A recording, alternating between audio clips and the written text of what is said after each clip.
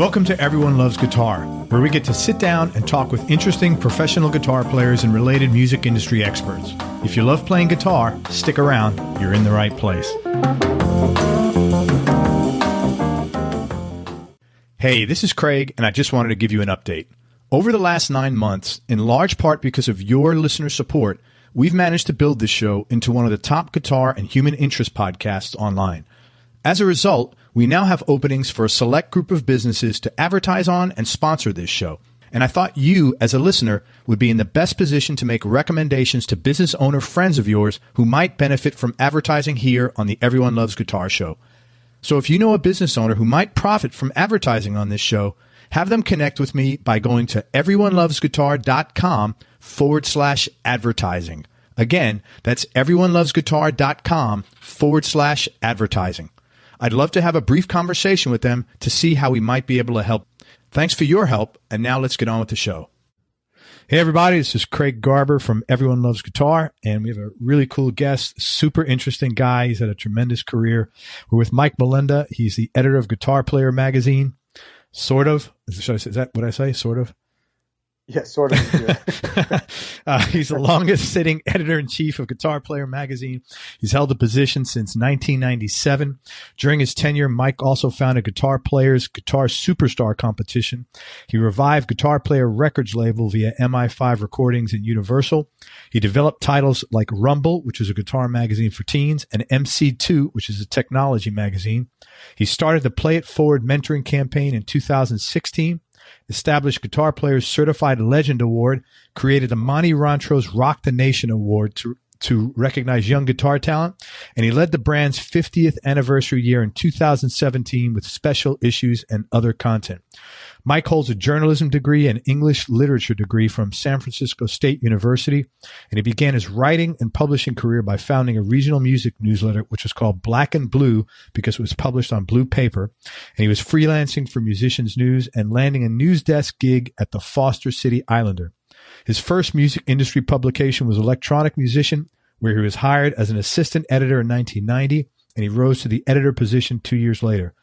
As a San Francisco native and musician, Mike wrote and starred in one of the city's first rock multimedia shows, which was called Street Beat, which debuted to a sold-out house at Bill Graham's Wolfgang Theater in 1983 and included video projections, dancers, a choreographer, a director, and a full rock band.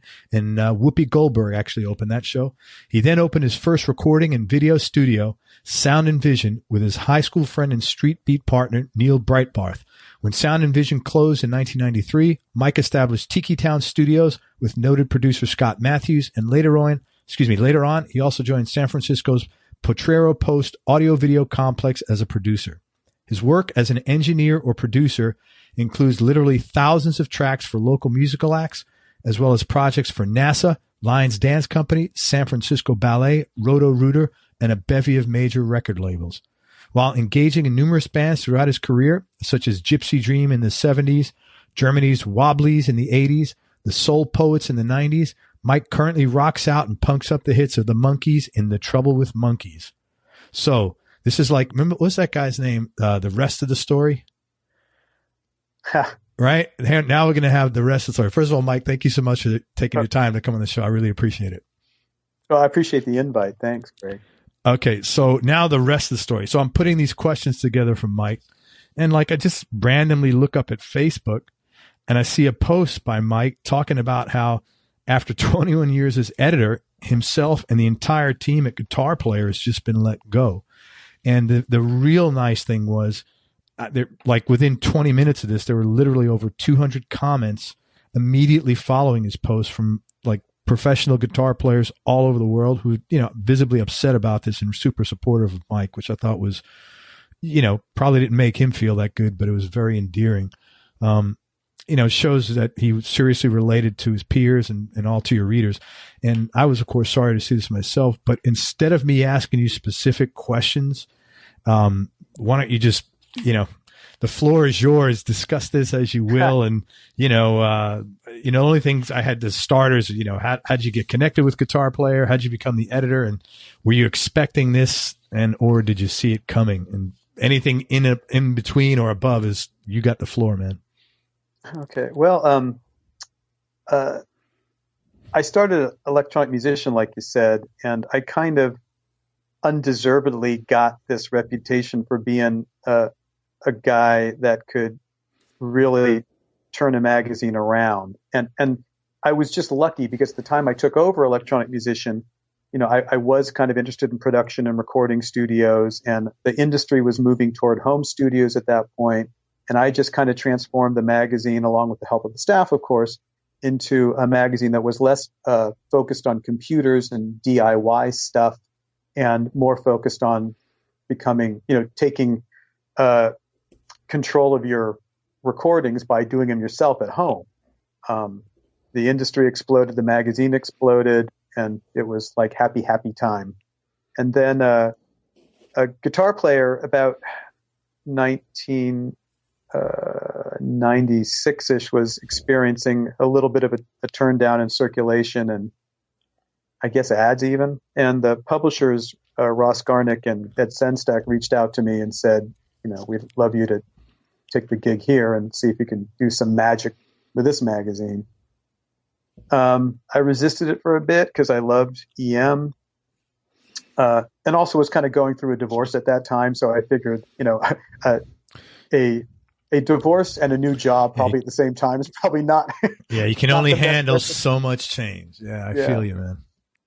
But they came back to me the next year, and they hired me as the editor-in-chief. And it's been bliss since then, until Future bought Nube, which was the parent company of Guitar Player, in this last April. And anytime that happens, I'm sure tons of your listeners have gone through this themselves. Anytime a company buys another one, you got to be ready for the fact that you might be made redundant or whatever. And that's basically what happened to myself, Paul Haggard, who's actually worked for the company for 35 years and has been Guitar Player's art director for years. Patrick Wong, who was our managing editor, a lot of support people were let go. Happily, Art Thompson, who's our senior editor and gear editor, who's been around for more than 20 years as well, he's staying on. So that's awesome because he kind of can keep the legacy moving forward, hopefully. But things change in life. You got to adapt to them. I was, as you said earlier, it didn't make me feel bad to read all those comments. I kind of felt, I'm not a guy that pats myself on the back a lot, but it was awesome to look at that and realize that, I did have an opportunity because of this job to actually affect people in a positive way. And, along with the help of the staff, obviously. And who gets to do that in their life? I really was so lucky to have this job, and so lucky that the community rallied around the brand and rallied around what we were trying to do for guitar. So, I've got no regrets. I'm just kind of beaming that I was able to pretty much do whatever I wanted for the past 20 years, and people didn't, shoot me in the head over it, I guess. But being an editor is a 24/7 job, I would imagine, though. Correct? Oh, yeah, man. It's just, I don't know how many vacations I've gone on where I've, hid in the hotel bathroom with my laptop, trying to write a story and not piss off my wife. Oh, man. You say you weren't expecting it then. You were prepared for it, but like there was no reason to think, I think Future was trying to figure out what they could do. Nube was a huge company that had consumer books like Us and Guitar World and a ton of business to business magazines like, Mix and Pro Sound News and Government Video, things like that. So I think after they figured it all out, they just didn't feel like the music books were maybe a little top heavy as far as expenses and all that. Who really knows? But. Yeah. Did Nube sell was the whole business purchased, or did they just sell several product lines? The whole business was purchased. Oh, wow. Okay.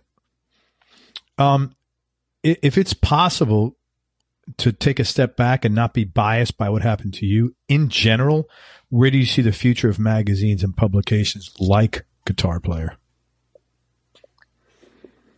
Well, I think there's always going to be a need for magazines. People still like print. Obviously, that's not the major revenue driver, or it won't be the major revenue driver in the future. But I think it just comes down to you have to develop brands and communities, and those communities have to be supportive, and how you reach those communities has to be multifaceted. If you're going to have a print product, that's awesome, but you also need social network and websites, and maybe you even need products and events, to bring people to. So I think as long as you're not just putting all your eggs in one basket, to toss a cliche into the mix, you'll probably be fine, whether you have a cooking company or a music information company or whatever.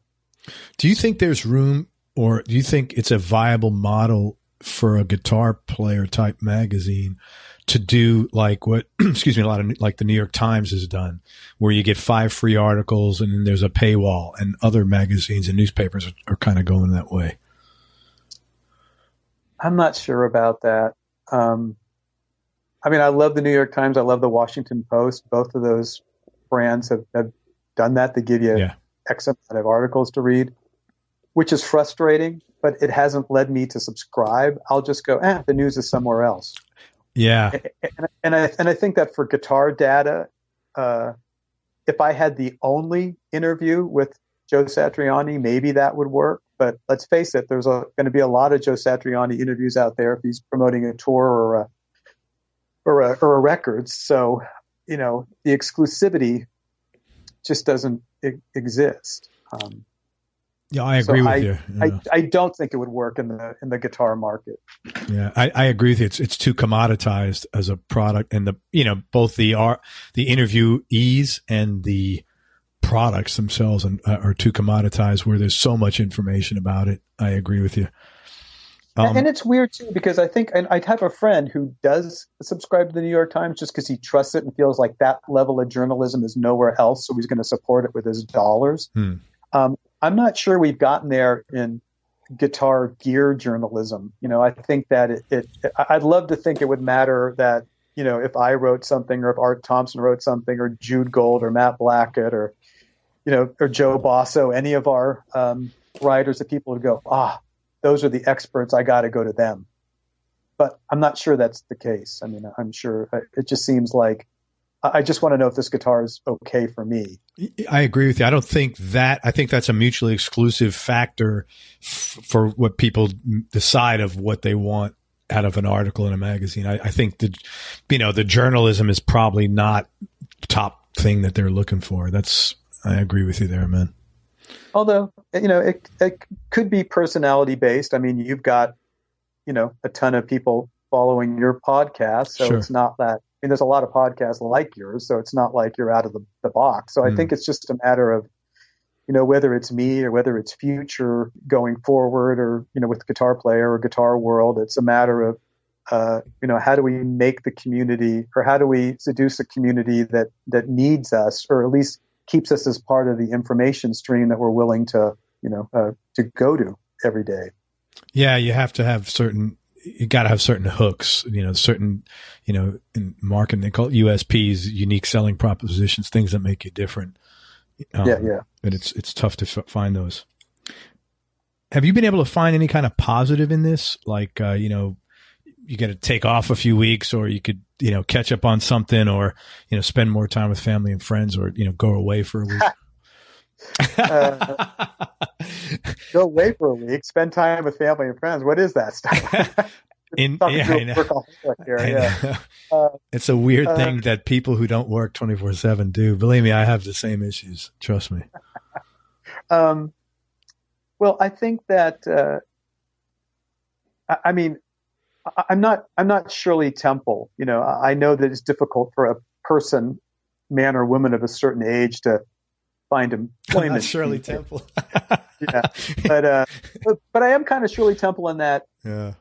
Well, let's just say I have a Peter Pan complex. It's like I just feel that, my enthusiasm is going to win out against the darkness. So I think that if Future has changed the market now as far as guitar journalism goes, because they're going to do something else than that guitar world or guitar player did, then there's an opportunity for others, maybe me, to come in and provide that content in another means. So I think that that's the positive for me, is that, on one level, I've lost a job.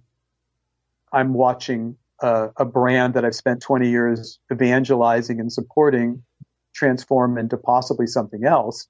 But the something else means that I can still leverage my, my knowledge and my fabulous community of people who have loved the magazine for so long into perhaps getting data another way. Sure.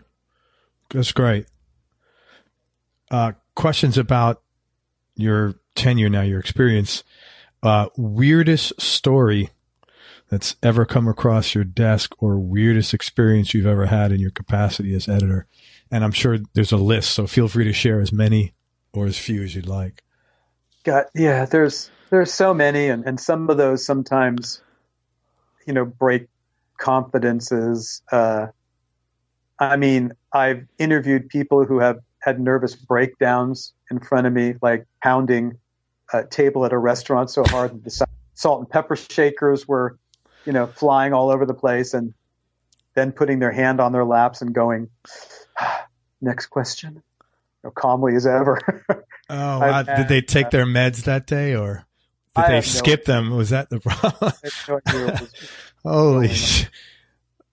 But, and then that same person who I don't want to name, but I don't want any gossip. He had this massively huge Welsh tour manager, and the interview is going to take place at this restaurant, and the maitre d' goes, well, let's sit over here, like right in front, and all of a sudden the Welsh guy just explodes and goes, "You motherfucker, every time we come down here you want to put my guy in the front of the restaurant so you can say, oh, this guy eats at my restaurant. That's bullshit. Find me a private room now."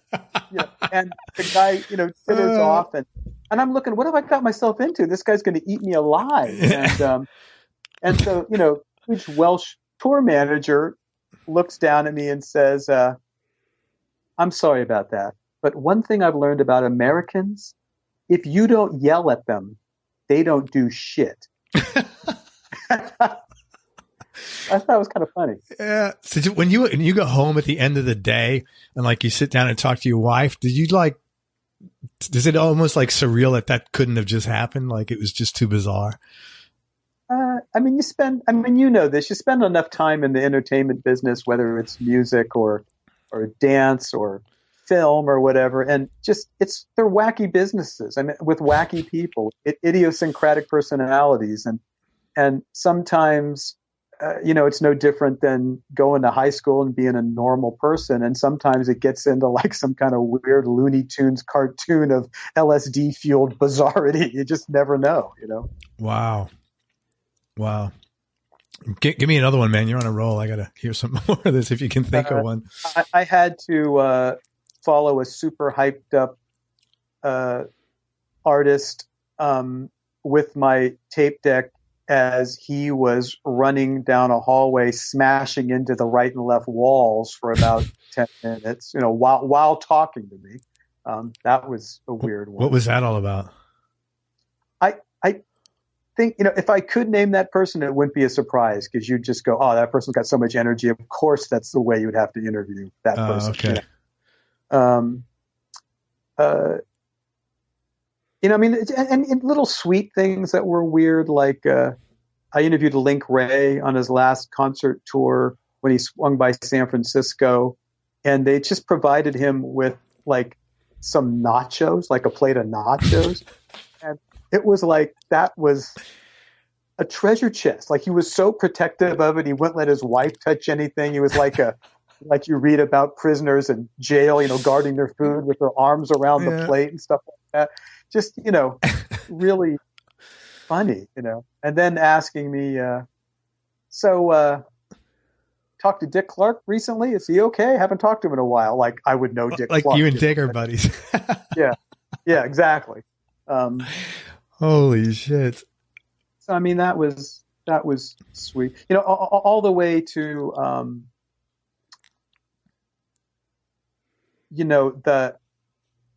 you do meet a lot of people and you wish you've never met them, especially someone like me coming up in the 60s and 70s and just developing so many heroes, so many musical heroes in that era. And then you meet them when you're working for this magazine in the 90s. And, it's just like, man, I wish I never, because that person is really a horrible person. Yeah, that's too bad. And then you meet people that, are awesome. Like, Paul McCartney running after you down a hallway to give you the album he signed because you'd forgotten it.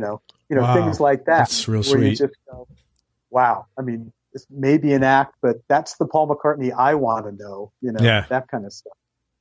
Wow, that's really sweet, man.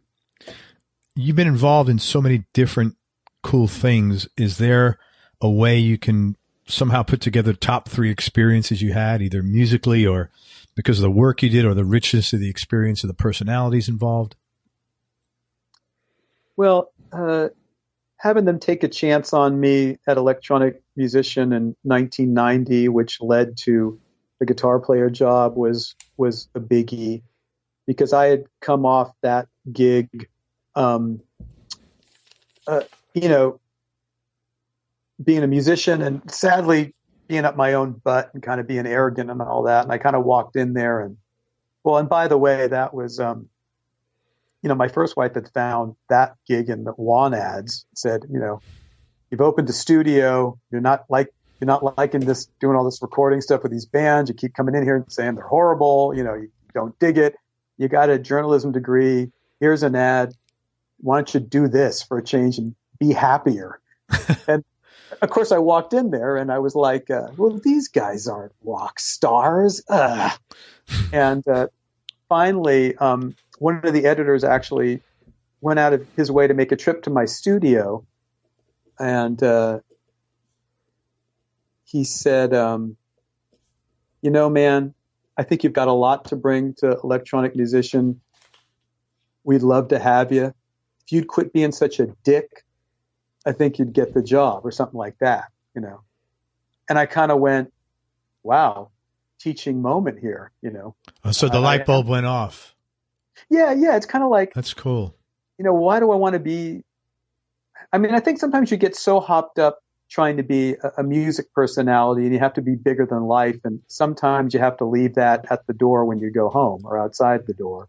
Sometimes it's hard for some people to do. Obviously I made that mistake, but once I let go of that and just realized, I really want to, join the people who are doing something good, which is teaching other people how to make better recordings and stuff like that. I just kind of calmed down. So that was a big one because it led to the guitar player job.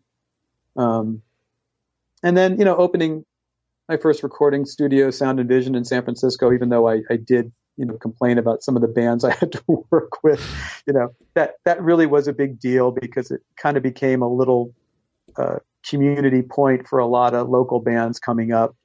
And it led to opening other studios and having other businesses, audio and video businesses. So that was great. That street beat thing you mentioned, you sit around, or at least I did, being paranoid about, you got your parents kind of against you. We're middle-class Italians. We just want you to get your degree and work for somebody else. And why are you interested in this music stuff? You're going to be a drug addict. You're going to grow your hair too long. You're going to be a criminal. And what makes you think that you're as good as Frank Sinatra, anyway, or whatever, you crazy little kid.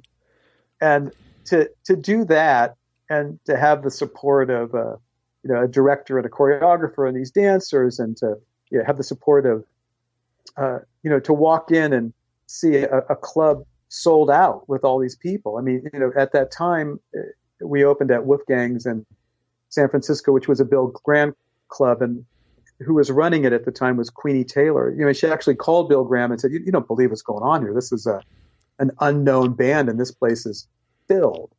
So you walk out and you go, "Man, maybe I can do this. Maybe I'm not a piece of shit. Maybe I've got something to offer." So that was huge for my growth as a creative person, because you need some positive.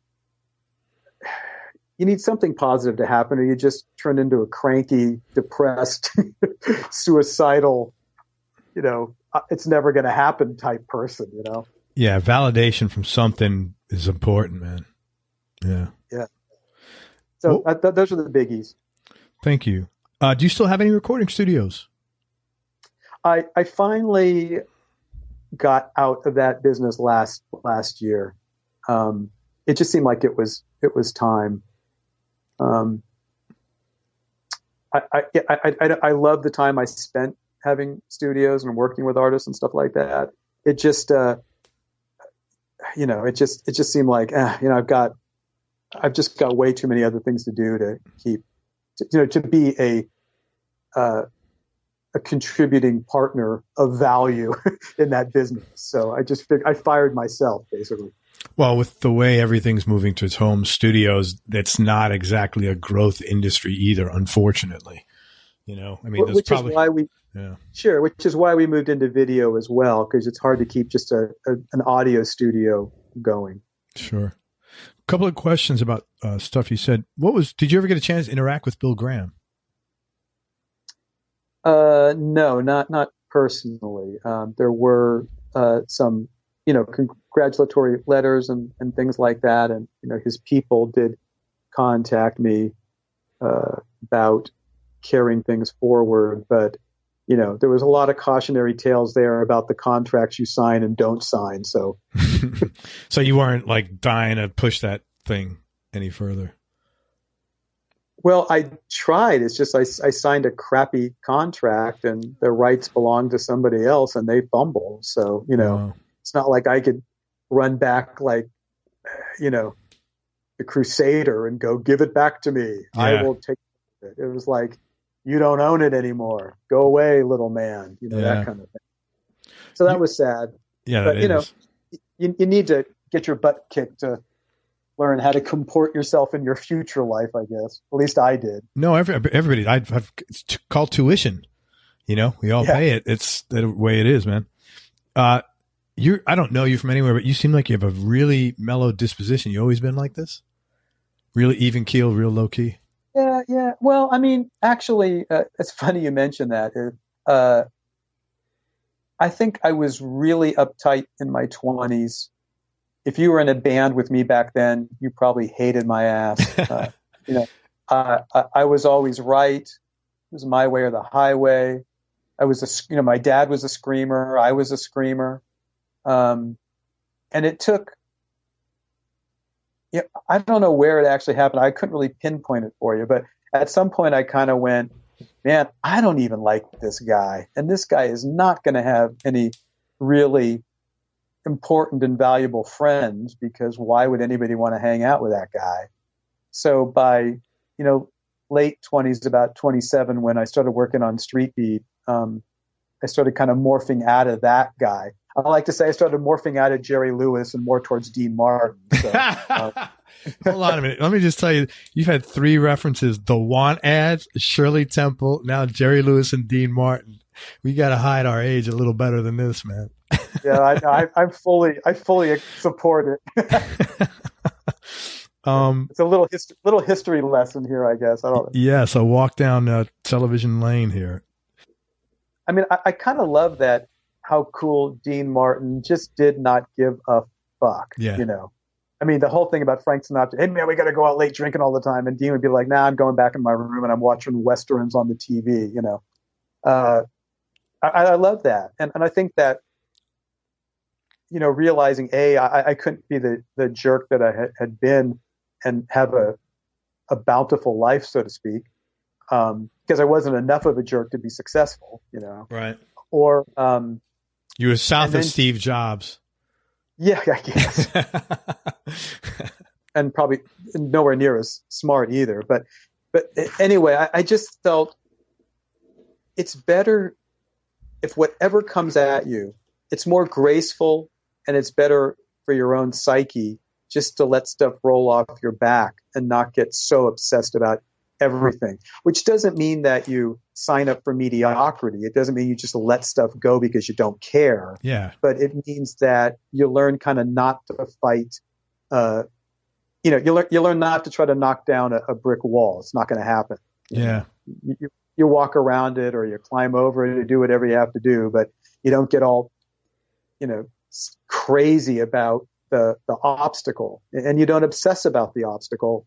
And I think once I started really believing that and following it, my life got a lot better.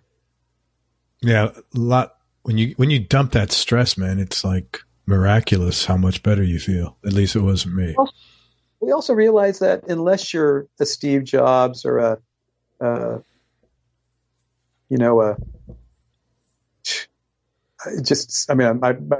a moment, or unless you're really a genius, and this is where you have to kind of figure it out for yourself. You're really a commercial genius or you're not. Yeah. And if not, then you got to realize that collaborating with people is important. Having people like you is important. Having supporters is important. Building a community around whatever you're trying to do and listening to that community is really important. It's just not all about you. Yeah. You can be the driver, feel good about that. You can be the traffic cop or the instigator or the creative grenade, so to speak. But once that stuff's launched, it's better if you pull support around you from various places, and also just having people say no to you and explain why they're saying no is also helpful. You need all that.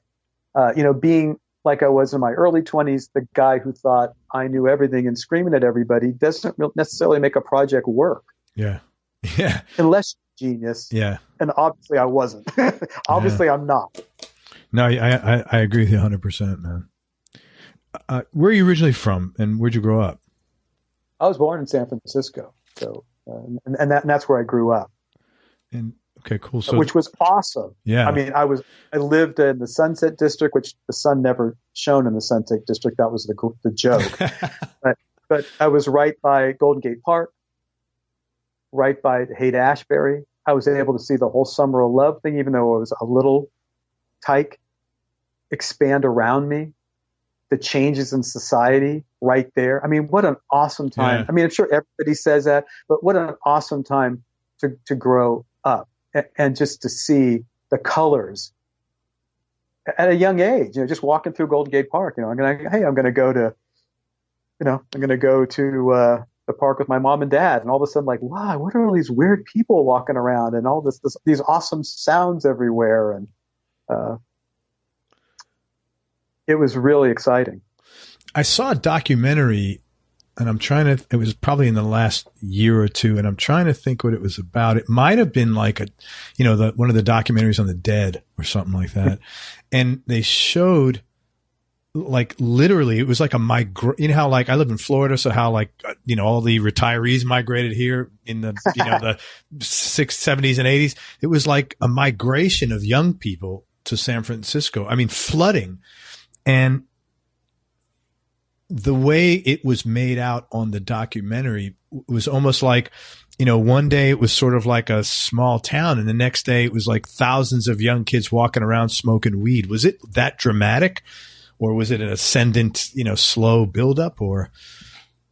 Well, I think, I wasn't an adult back then, so I didn't really know how long it took to percolate. I think it was rather fast. You can certainly read that.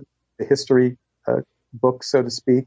And it was very short-lived because the Haight-Ashbury became a very dark place with drug use and, crime very fast after that. But for the moment that it was the beautiful thing that it was just an astounding thing to see. And my parents would kind of drive down Haight Street on a weekend. It was bumper to bumper because all the people like my parents were like, well, let's go look at these weird hippies and make fun of them or worry about where our world is going. And to me, I'm like, I've got my hands on the window and I'm looking out there going, oh, this is the best thing ever. This is amazing, That's so cool. Do you have brothers or sisters growing up with you doing that? I have a younger brother and a younger sister. Any of them get involved with music at all, or guitars, or? My sister has a really good voice, but she didn't go that way. She was a teacher and a school administrator now. My brother turned out to be an engineer. He actually works for Tesla now, which is doing their infotainment system. So that's awesome. That's really cool. A way different brain than mine. What was your childhood like? Well, I like to say it was blissful but hard. I grew up in the era of parents who had survived the Depression and World War II.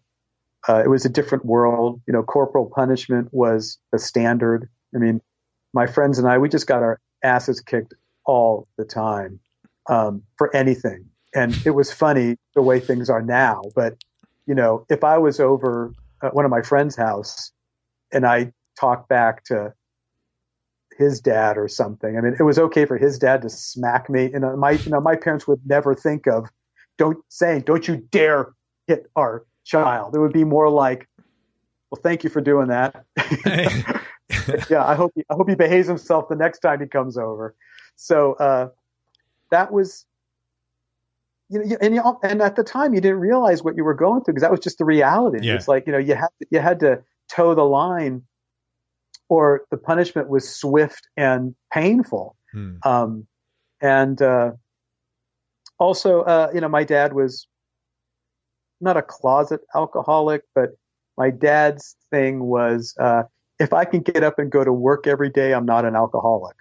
Yeah. So he was very good at getting up and going to work every day. But so he could rationalize his continued drinking. Oh yeah. Yeah. Yeah. He was an alcoholic though, yeah. and a very mean drunk. So, much as I loved him, I mean, I don't hold any of this against him. He's passed now, as has my mom. It was just the way it was. Yeah. I never thought to carry it around with me as something that was a bad thing or something that affected me in an adverse way. In a lot of ways, my dad's insistence that we be tough and take care of ourselves, because, once again, he had to go through the Depression, he had to go through World War II. I always considered that a positive. Yeah. I mean, I done with getting my ass kicked as much as I did, but yeah. I think at the end of the line, while I don't support corporal punishment, in my case, it made me who I am today. So how can I really, yeah. How can I, well, I'm not being very articulate at the moment, but it's just, it forged me. I know my dad and my mom love me. I'm okay with all that. Yeah. Do you think growing up in that environment, did it have any impact on, like, do you have kids? No. You don't? Okay. So I was going to ask, did it impact how you were with your kids? So everything was, I mean, it sounds like you're pretty well adjusted from all that it really didn't impact you, which is great. Well, you'd have to ask my current friends and Cheryl, my wife, about that one. I know often these questions. I'm the last guy to say that I'm well adjusted, but Yeah, far be it for you. I hear that, man. What are some of the biggest obstacles you sort of had to overcome throughout your career to get where you're at now? I think just fear, really, which I think is happens for a lot of people. Like I mentioned earlier, my parents couldn't understand what I wanted to do. So the support, the nurturing kind of wasn't there. And I think when that happens, at least in my case, you kind of second guess every move you make. Is this song a good song? Am I a good enough guitar player? Am I a good enough writer? Do I look okay? Do I have what it takes to be a star? Or a musician or a writer, and how dare I even think I could be those things? So the fear was massive, and the paranoia was quite pervasive. So it took a while to just say, what the fuck? If you like doing it, just do it. What's going to happen is going to happen. Why worry about it? But that took a long time to get to kind of toss that baggage off the train, so to speak. Yeah. How did you cope with some of that? Like when you had shit to do and like you were scared about it or uncertain or insecure about, how did you like push past that? Or what did you tell yourself? Did you talk to yourself? Well, I think that's why I was, a screaming egotist early on. I was kind of masking that. Totally get that, man. Nobody better find this out because then they're just going to, sweep me away with the garbage. Yeah.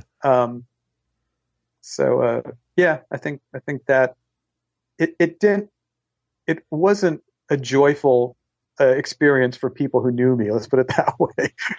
Yeah. As I worked through that, I had a similar childhood, and for me, and I don't know if this was like this for you, but it was very hard for me to be vulnerable with other people because I had this toughness because I had to survive. I couldn't be vulnerable in my house.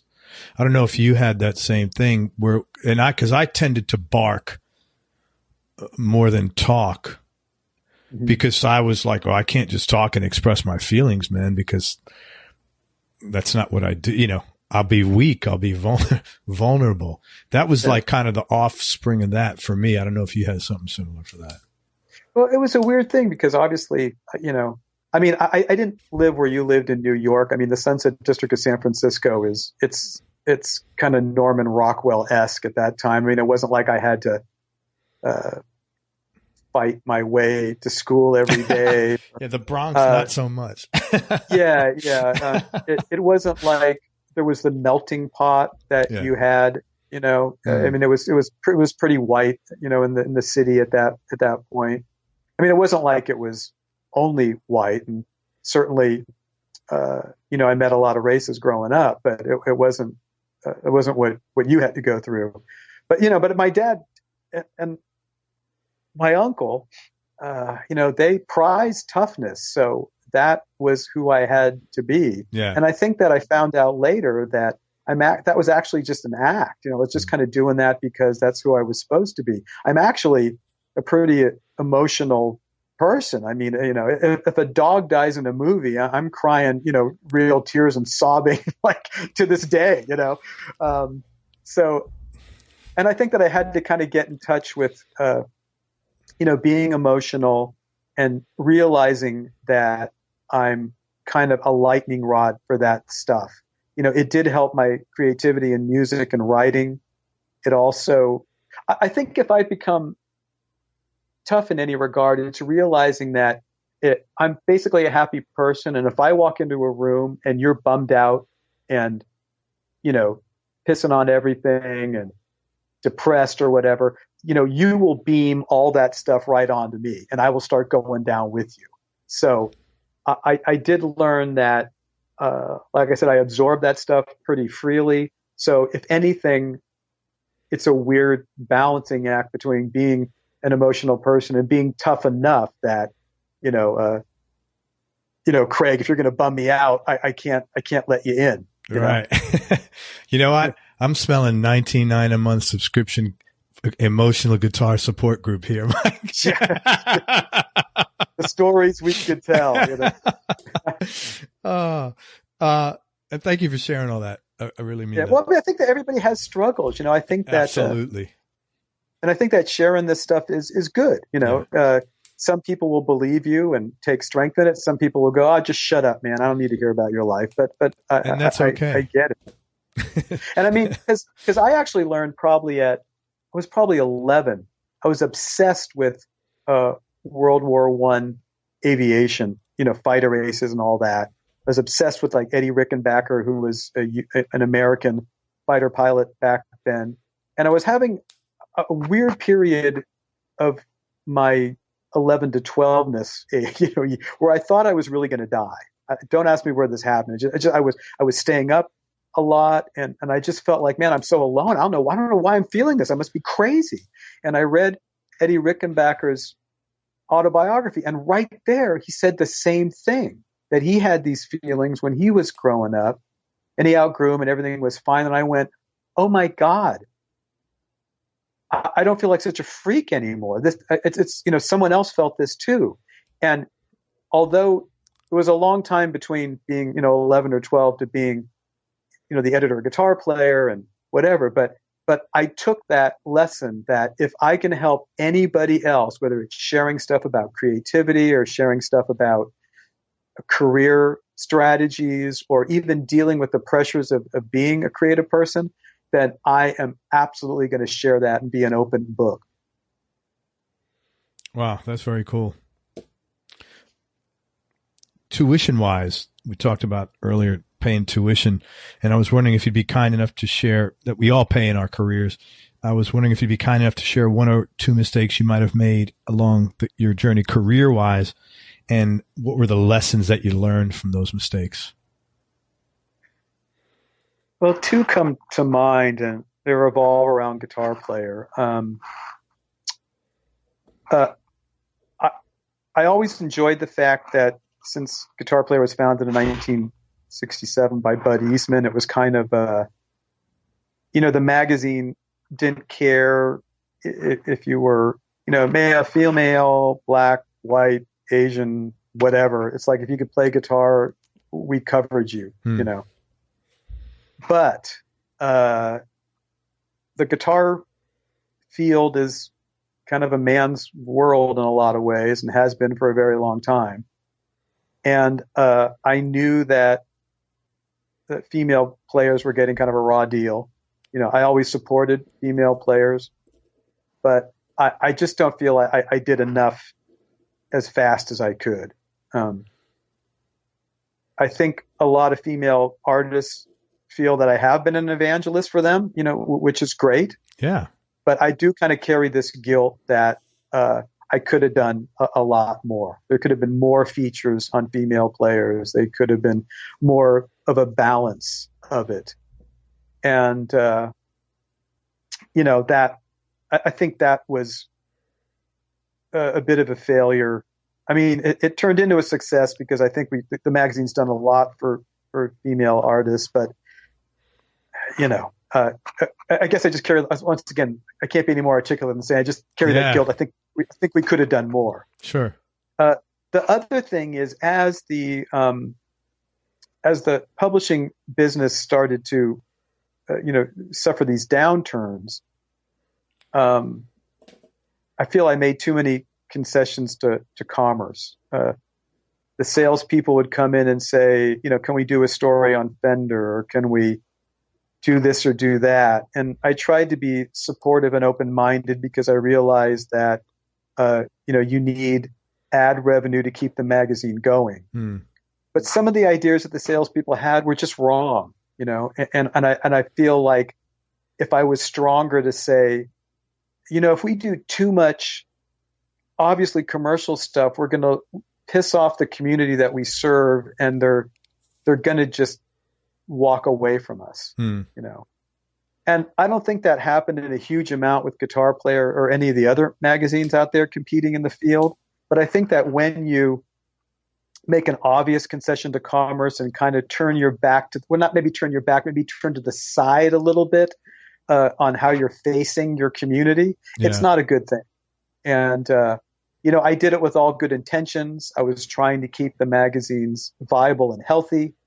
But in the end, I kind of mourn the fact that I didn't listen to my punk rock, support the community self, and listened a little too much to the dollars. Yeah, that's which, by the way, did not go into my pocket. Yeah, it did help the magazines. And actually, you know what? I don't even think it helped the magazines in fundamental and explicit ways, because I would go, okay, you want me to do a buyer's guide on solid body guitars? Fine. And I go back and say, how many ads did you sell specifically into that issue from makers of solid body guitars? I'm just using solid body guitars as an example. It's happened a lot. And they would go, well, I don't know, maybe not a lot. It's like, well, then why do we do this? it would have been better to do an educational piece on why you'd buy a solid body guitar rather than just listings of solid body guitars that make your advertisers happy, especially since the advertisers didn't seem like they wanted to advertise anyway, Yeah. I think you always have to serve your community and be honest about it. I'm sure there's some people that probably said, oh, great, a guide to solid body guitars. I want one. This is awesome. But I think there was probably also a lot of people that went, why is this in there? That's a tough call because you have so many conflicting interests. And you have even the human element of the sales guys that got to make a living, and it's just not possible to make everybody happy. It's literally not possible. No, it's not. And I mean, people would, sometimes, get upset and go, man, it's just all ads now, or this or that, or why are you doing this? And I just went, well, I know that you really, really love Guitar Player Magazine. You really, really love what the brand stands for. But at the end of the day, and I know this is going to sound like a cop-out, we're a business that answers to a parent company, and we have to show profit. And if I don't do that, then we're going to go away. So, like I said, it's a tough one. Doesn't sound like a cop-out to me. It sounds like reality. I mean, it's reality. Yeah, but I still could have been tough. Yeah. I still could have said, let's not do a Jive buyer's guide that's just going to put, manufacturer product on the page. Let's maybe do something educational or do something that can still generate manufacturers in, but let's not just do something that, it's all about value. You have to find value in the magazine every month or we fail. Yeah. And, that being said, go ahead. Sorry. No, I was running out of steam there. No. Well, that being said, it's impossible to make every decision in any situation. I would venture to say, 90% of your decisions were really good. And it's just statistically, you can't even avoid, stuff like that, and yeah, I hope so. It's just, I took it seriously that I was the steward of this brand. And I took it seriously that I had a community to serve. And I always wanted to serve the community honestly, authentically, and in the rightest way possible. So, when I do trip out, it does bug me when I stumble. I can't help it because, I want to have 100% right decisions because that only, enhances the community that I'm serving. Yeah. That's probably not realistic, though. Not to poo-poo anything you're saying at all. It's like I'd like to have 75%. I feel pretty good. No, seriously, it's like because I know I can't hit 100. That doesn't mean I work less than 110% to get the 75%. But the flip side. What are some things that you did that might have been out of your comfort zone, but that, hindsight being 2020 did turn into really good breakthroughs for you or for the community that you serve?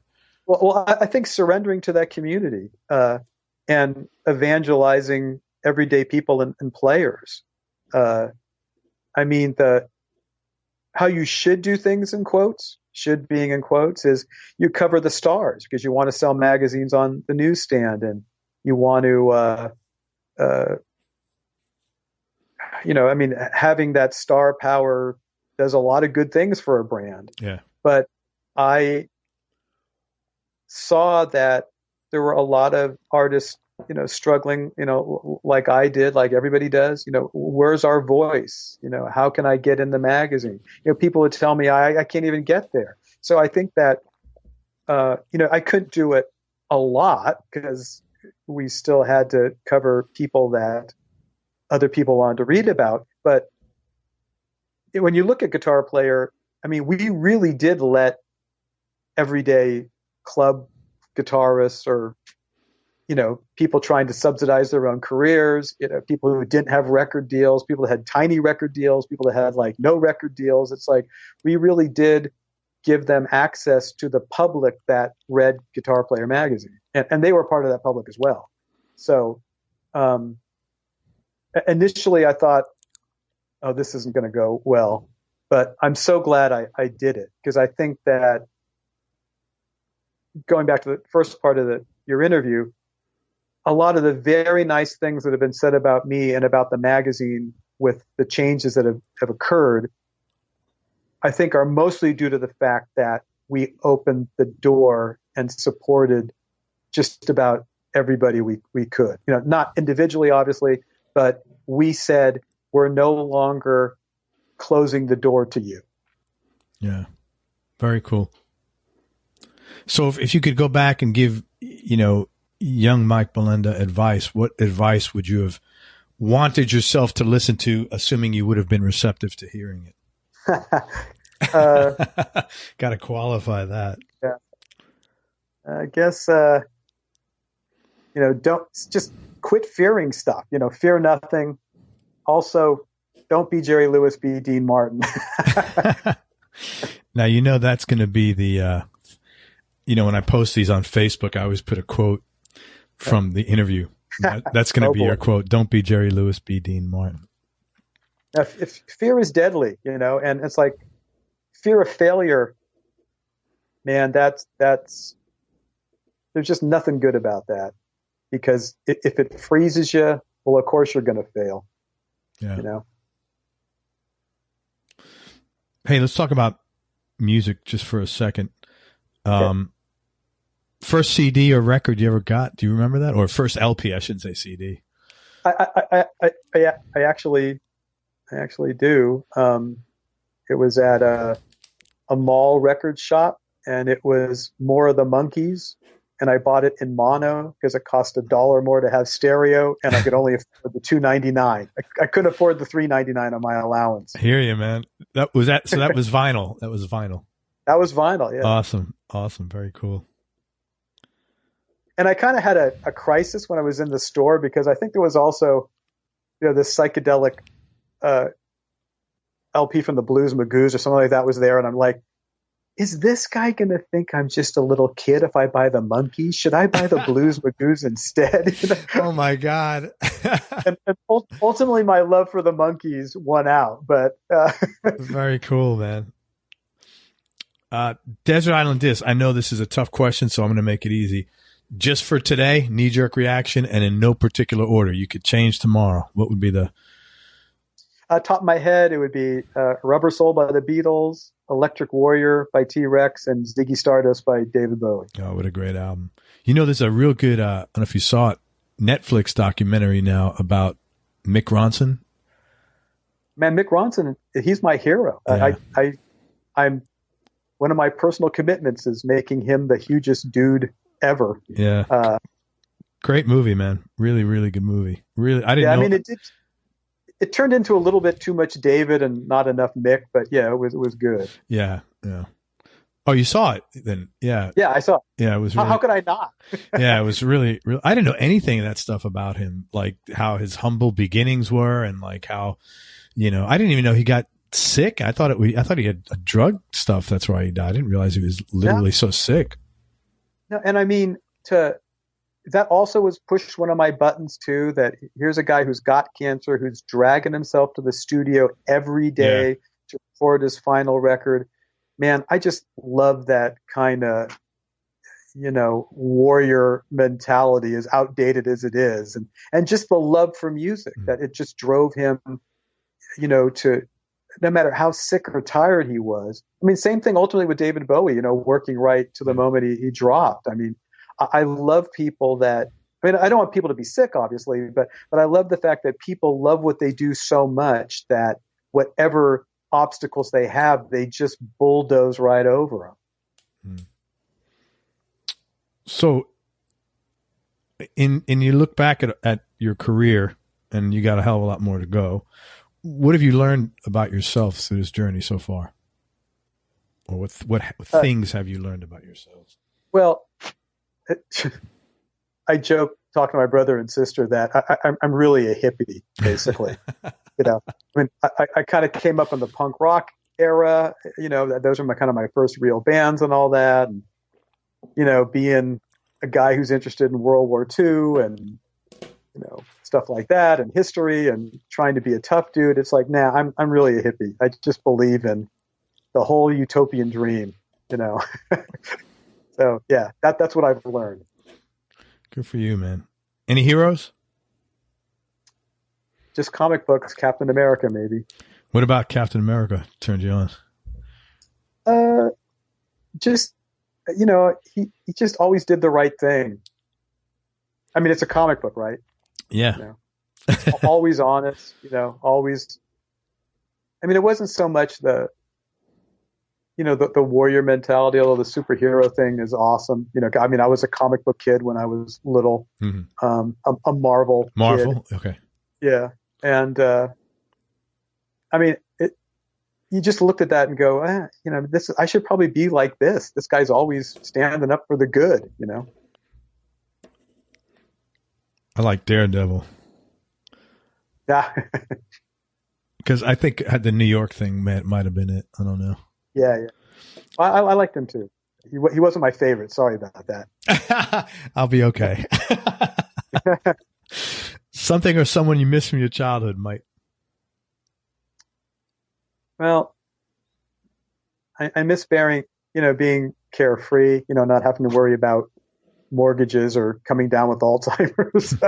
And I miss my mom, dad, and my grandparents. I mean, that was as tough as that childhood was, growing up in kind of a patriarchal Italian scenario, which was on my mom's side, not my dad's. But everybody got together at Christmas and holidays. My grandfather held court.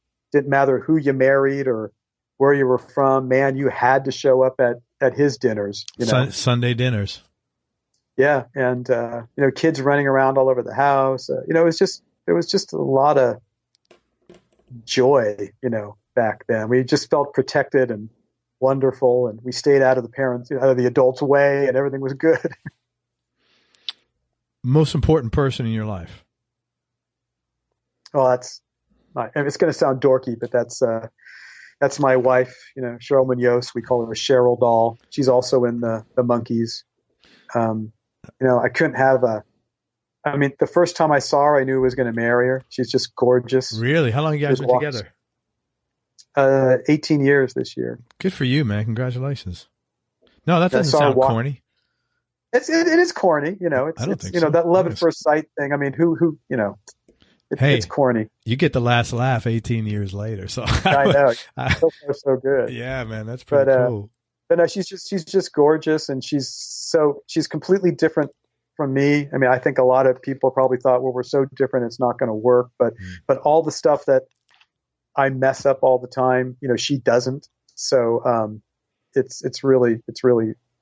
Yeah, it's just really great to have that kind of partner. Congratulations, man. That's a nice accomplishment, 18 years. I'm happy.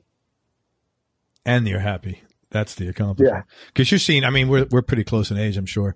I mean, I'm sure you're seeing the same thing we see, like people getting divorced left, right. The kids are gone now, and it's like time to bolt, We see that a lot here, man. Very much. Well, it's a weird thing. You can maybe find a corollary to it in music, but I think sometimes people get married because they think they should, and they just weren't knocked flat on their ass by their partner. I was lucky that I was knocked flat on my ass both times. I didn't marry for any reason other than this person is the most awesome person I can even imagine in my life, and that love was just burning.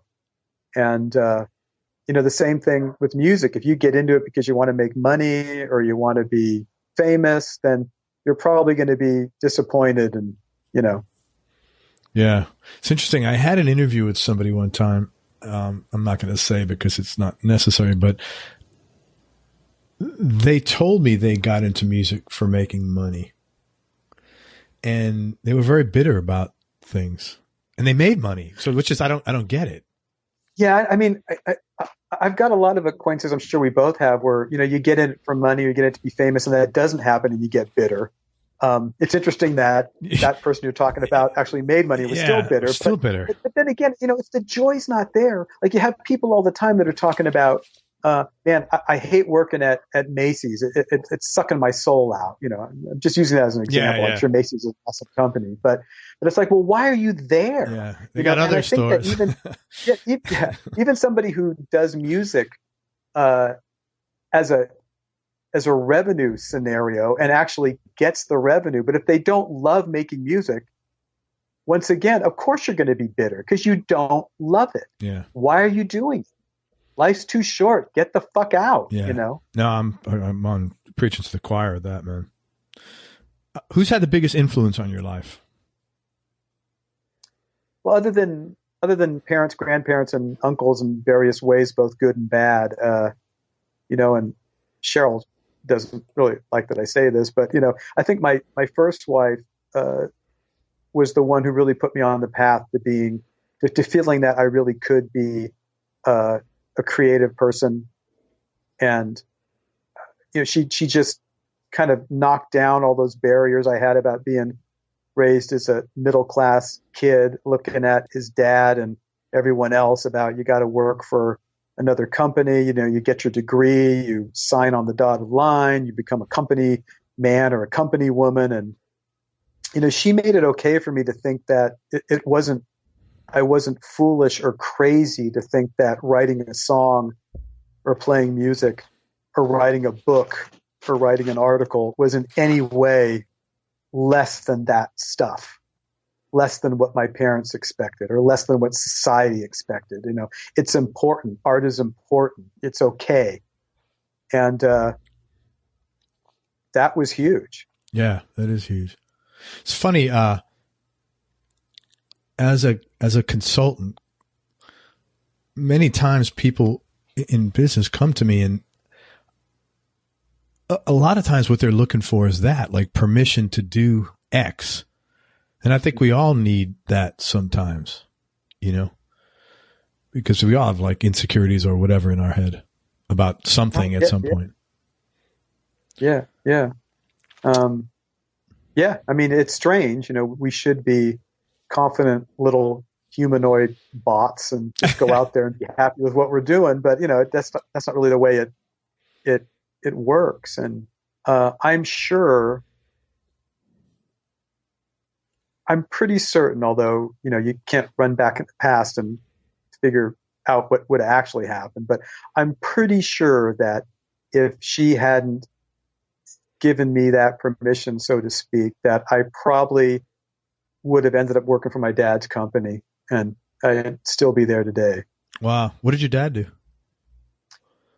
Well, he was the service manager at a coin-metered laundry company. You know, he think that, like, if you go into apartment buildings or military bases or, you know, things like that, the washers and dryers you drop the coins into. Yeah, that was his business. And that's a great business, man. Because I know guys who do that down here for car washes. You know, the vacuum hoses. He did okay. You know, he raised a family on it and all that. But I mean, it wasn't anything that I loved or even thought would be awesome. But when I decided to leave my first journalism job at the Foster City Islander, and then nothing else came up, I went back to work with him for a while. And it wasn't until the music thing started revving up and then, you know, having the wife there, that I thought, man, I got to get out of this. You know, I don't love this. I got to get out of this. And if I can't get another journalism job, I should be okay being a musician. That's great, man. Hey, do you have any non-musical superpowers?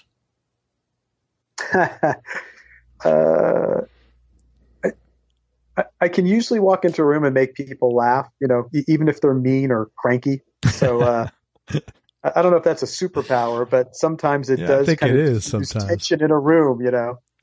That's very cool. I always make the joke too that the only reason that I survived so many owners of the magazines that I've worked for isn't because I'm particularly good at being a writer or an editor. It's just that people like me for the most part, you know? You know what, though? It's the same in music. You know, a lot of guys aren't the best guitar player, but, you know, everybody gets along with them. They're real easy to work with. I mean, we just ran a story not too long ago about that, where one of the I forget who it is at the moment, but, you know, one of these guys who's been a side person for a lot of different acts say, man, I mean, everybody can play like crazy these days, but if they don't want you on the bus, then you're not going to get a job. Yeah. It's all about the hang. And well, actually, Steve Lukather said that on many occasions that, being able to tell jokes, basically saved his, session career for the most part, because people just liked having him around. He was good for the hang. Yeah. Favorite and least favorite place you've traveled? Love Paris, and least favorite was a visit to Bosnia, during the war in '94. That was not awesome. How come you were over there? My first wife, who was a ballet dancer, had a very good friend, Tracy Kaimeyer, who was married to William Forsythe, who was a choreographer. And she caught cancer very early on and died super young. Sorry. And one of her passionate charities was helping war orphans in Bosnia. And I started along with my wife, the Tracy, I think I call it the Meyer Forsyth Fund, where we did charities and we developed, we collected money for, Bosnian children, and kind of went over there to kind of tour the hospitals and the that were kind of corralling all these babies and young kids without parents anymore. I wish I had never done that, but I mean I was happy for taking a stand on something that was awful, genocide, of course. Yeah. But it was just gut wrenching. Wow. Yeah, I couldn't imagine that. I mean, I still have nightmares about that stuff. Hey, can you talk about a specific experience that changed your life, or maybe changed the way you think about things? Yeah, I came down with kidney disease at 19, and at the time I was kind of misdiagnosed, and they said that I probably wasn't going to last that long, which kind of freaked out everybody in my family. Yeah.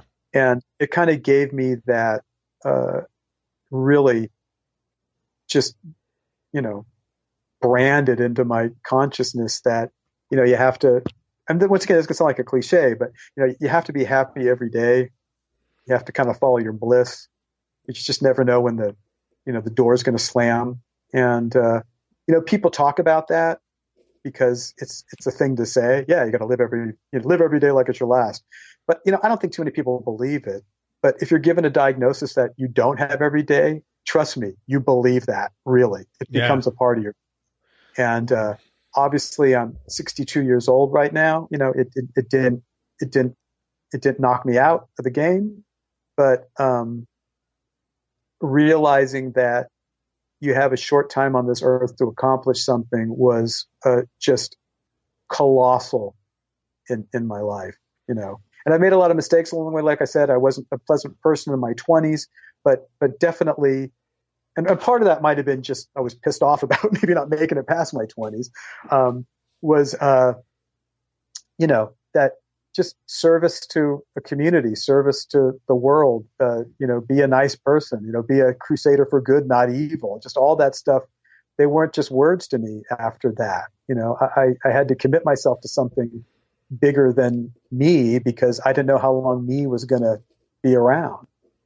And nobody around you, like this was like, you weren't inspired by anybody for any of that? That's just like internal thoughts? Yeah, pretty much internal. I mean, I've always done a lot of reading, so I can't really remember if particular people from history where it's kind of like the Eddie Rickenbacker thing where I kind of pulled some knowledge. I mean, I'm sure I did. No one ever does anything on their own. But I think having that, having to deal with that, just brought everything in full 3D, hyper DVD focus, That's heavy shit at 19. Yeah, 'cause, you can't bullshit that. Yeah. I mean, like I said, people say shit all the time. I mean, that's what always. I pissed people off for a while because I said I was going to spend a year just believing that everybody, including myself, was full of shit. And they say, well, how can you do this? Like, well, because, if somebody tells me they're going to turn their story in on Monday, but it doesn't happen until Wednesday, you're full of shit. If you think you're a good mother, but your kids are in therapy wondering why they're crazy, then you're full of shit, And also, I don't think that anybody has the right to say I'm a good writer or a good guitar player or whatever, because it's other people who say that. Yeah. I could think I'm the coolest dude on earth, but after talking with me, you hang up the phone and go, man, that Molenda was a fucking asshole. Then, that is the reality of Molenda in your my world. Yeah. So, so it's true for you, and I can't do anything to change it. So I was just going around saying, yeah, it's all bullshit. You got to prove it. And it was funny because it kind of led to some hysterical conversations and a lot of, you better get your stuff together because I'm not seeing that story on my desk and you promised it on Monday, because you're full of shit. Why don't you just quit talking to me and actually do some action, actions, not words, that kind of thing. Yeah. So I think that when you realize that, lights are going to go out, it's like you really internalize that stuff where it's not just, quotes that somebody wrote on a Hallmark card. It's like that is your path. Yeah. Well, I'm sorry you had to deal with that, but I'm glad that you got that conclusion out of that. Yeah, yeah, for sure. It was, I wish I didn't have to go through it, but I'm happy I did. Yeah. I don't think we get those choices, unfortunately. No one asks us, it'd be real nice if someone said, hey man, this is going to happen to you. You want to deal with that? Yeah. A little bit of warning is always good, or the choice is always good. I'm good. Hey, 2 more questions, man. Go ahead. I'm sorry. No, I just said it was also hysterical just to see my mom turn into like a pissed off, supercharged, mama lion at the doctors and everything else once they found out this was bullshit, It took a few years, but man, she just lost her shit. Oh, I can't. Come on, I got kids. I cannot blame her. Yeah, it's just unnecessary. No, I don't blame her. It's just kind of like, wow, my mom, she's like Wonder Woman.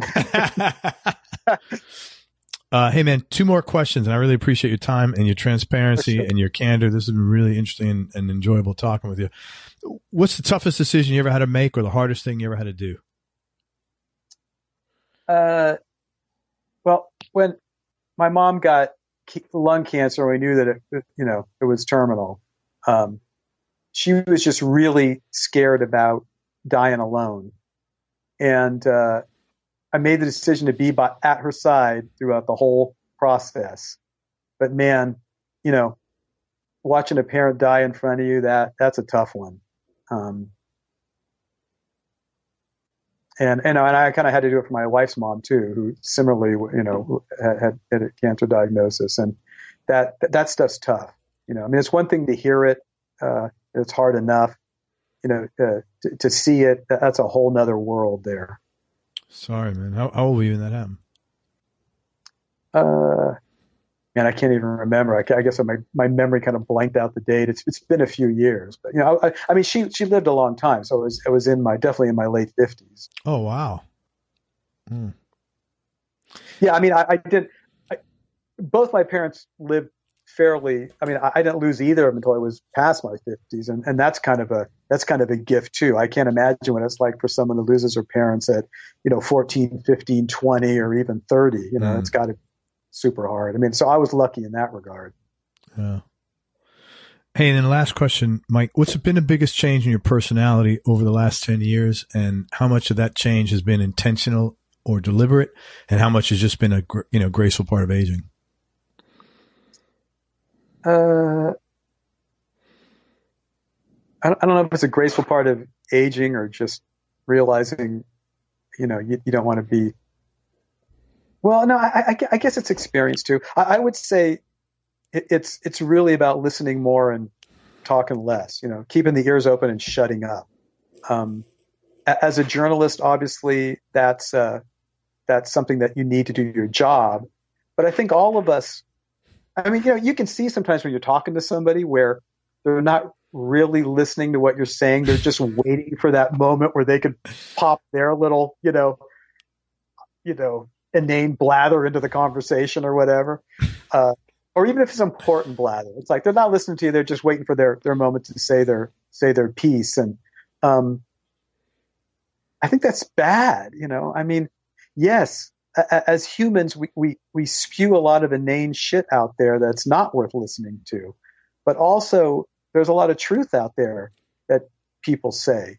And whether you're in a band trying to ensure that the best stuff gets down on the record, so you need to be attuned to what your collaborators are doing or saying or wanting, or me trying to do an insightful interview with somebody and not close them down because I have questions. I mean, I guess too, part of that, listening more and talking less is also not sticking to a plan. You have to be able to improvise. You have to be able to.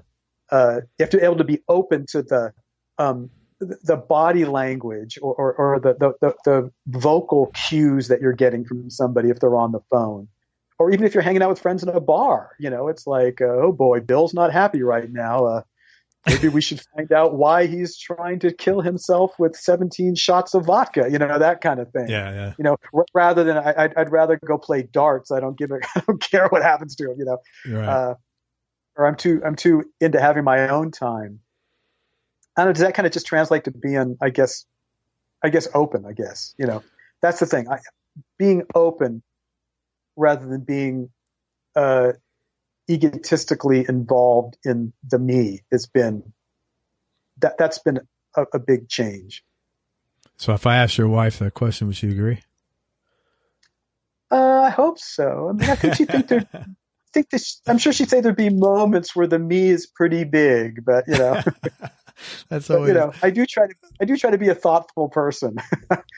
Well, man, I've certainly enjoyed talking to you. I think you're a super thoughtful guy, and I wish you nothing but the best. If we could help you here, please let us know. And I want to tell people how they can get a hold of you, because I'm sure some listener or another is going to have some project that they want to engage you with or run by you. So, first of all, thank you again. I really appreciate it. It's been a blast. And Craig, I mean, anyone who's out there like yourself evangelizing the guitar and music in a positive way, and as if you've done, kind of get deeper into what the processes are that make someone a creative person or whatever. I mean, I just think that's awesome. I can't, thank you enough for having this podcast out there in the world to be able to, so people can experience it and, and have conversations about it. I mean, you're a true warrior. So thank you so much for inviting me on the show. Blushing here. Thank you. That's kind of you. Hey, you can get a hold of Mike if you want to email him. Please don't email him like, hey, pass this along. Kind of stuff. It's gpeditor@gmail.com. Again, it's GP, G as in George, P as in Peter, guitar player, editor, editor@gmail.com. And also I want to tell you about some cool projects that Mike has coming up. First of all, and I'm going to turn this over to him actually, guardiansofguitar.com. Talk about that. I'm in the process of continuing the guitar player journalistic style and personality for those in the community who want it through guardiansofguitar.com, which is a website. We'll do articles, reviews, things like that. I think I have the support and help with some of your favorite guitar player writers like Jude Gold, Matt Blackett, Joe Basso, hopefully Michael Ross and people like that. But it's also more than just a website, as we've seen the news about, is the guitar threatened or is the guitar dying, which I don't believe. I think that's just, sensationalist journalism. But let's face it, guitar is not in the culture as much as it was when, you and I were coming up, Craig, in the 60s, 70s, 80s, and 90s. So I think that, having this almost kind of comic book, which I'm into, Guardians of Guitar, that we can kind of all get behind and evangelize as a community that guitar music is here, it's strong, it's healthy. Whether you're a YouTube shredder or playing blues in a bar somewhere, it's like, I think we just, once again, that hippie wish that we can all band together through this and just keep pushing guitar, because let's face it, there's nothing about the guitar that's not awesome and life affirming. So that's my goal. And that's going to be at guardiansofguitar.com. So stay tuned for that. As I'm assuming you'll have a little page holder or something where they can sign in or look for it soon. Great. I mean, I have to gracefully finish up my Guitar Player magazine responsibilities, but once that is over, stuff will start happening pretty fast. Awesome. So check out guardiansofguitar.com. Are you on social media for people? Instagram and stuff? Yep. It's under my name, or I'm pretty easy to find. Okay, great.